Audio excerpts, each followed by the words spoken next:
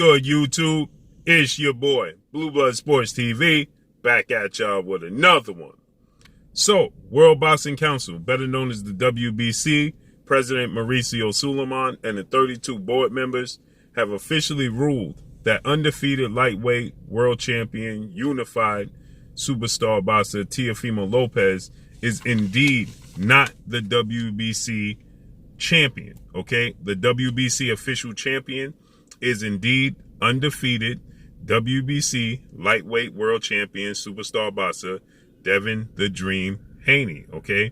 DEVIN HANEY is now undefeated champion going into a title defense, okay? 26 wins, no losses, no draws, 15 wins by way of knockout, 23 years of age, 5'8" with a 71-inch arm reach. He'll be facing former IBF super featherweight world champion, Mexican superstar boxer Joseph Jojo Diaz, 32 wins, 1 loss, 1 draw, 15 wins by way of knockout, 28 years of age, 5'6" with a 64-inch arm reach. That's scheduled to take place December 4th, Las Vegas, Nevada, T-Mobile Arena. With that said, you know, Teofimo Lopez and his team, his father, trainer, and manager, Teofimo Lopez Sr., you know, they continue to tell the boxing world that they are indeed undisputed. 16 wins, no losses, no draws.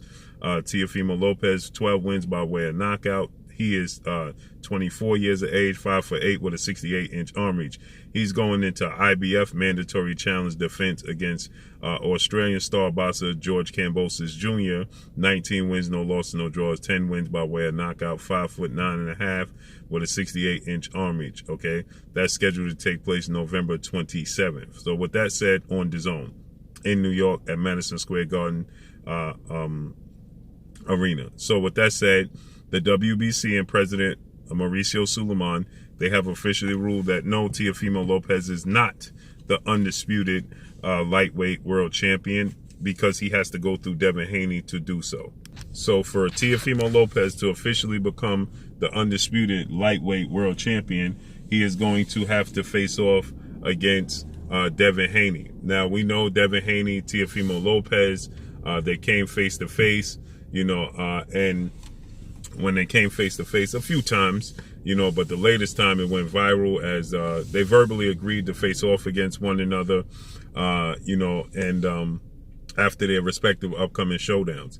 They fight a week apart, so we get a chance for them, obviously, to promote the fight, right? Because they fight a week apart from one another. So Teofimo Lopez fights November 27th. DEVIN HANEY fights December 4th, so 1 week apart, okay?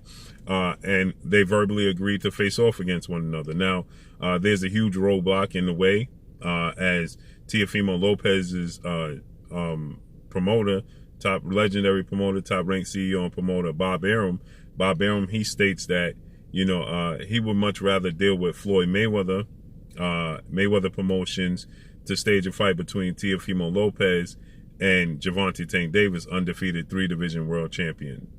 Bob Arum has not shown much interest in making a fight with DEVIN HANEY and Teofimo Lopez. That's abundantly clear.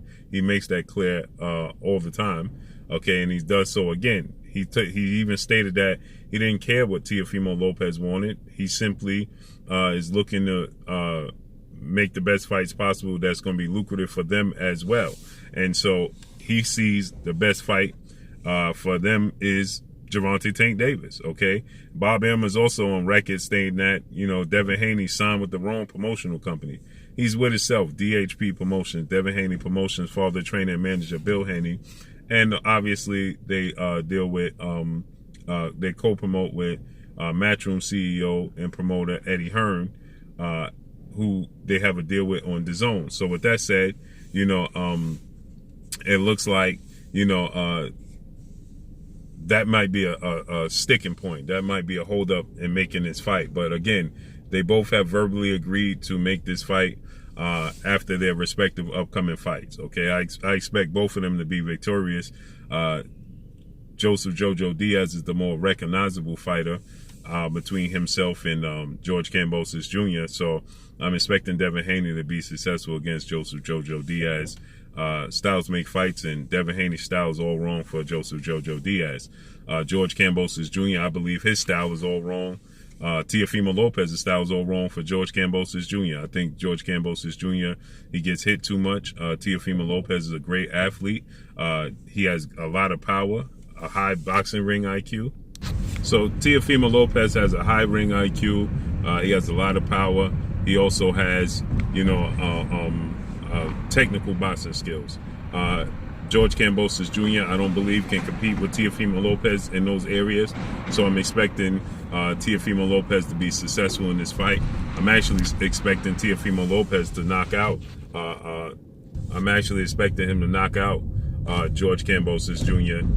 by the 10th round. Okay, I think he's going to start to assert himself. He's going to impose his skill set, his will on George Kambosos Jr. He's going to look to make a statement. He's going to knock out George Kambosos Jr. That's just my thoughts, okay? That's what I believe is going to take place. But it's ironic that you saw after now 4-division world champion Mexican superstar boxer, who is now currently the undisputed super middleweight world champion, Saul Canelo Alvarez, after defeating former IBF super middleweight world champion Caleb Sweethand Plant. After he defeated Caleb Plant, he became undisputed. They let it be known historically, Canelo Alvarez became the 6th undisputed champion in the history of the sport of boxing, okay? So there's only 5 other undisputed champions before Canelo Alvarez. The first was Bernard Hopkins to hold all 4 major sanction belts, okay? Bernard Hopkins was number 1.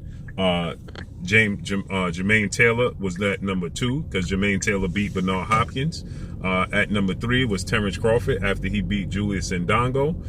Number 4 was Alexander Usyk after he won the tournament and became the undisputed cruiserweight champion. And number 5 was Josh Taylor, who just became undisputed at junior welterweight. So now we have 2 junior welterweight, 4 major sanction belt holders in the history of sport of boxing. Terrence Crawford, Josh Taylor, when he beat Jose Ramirez.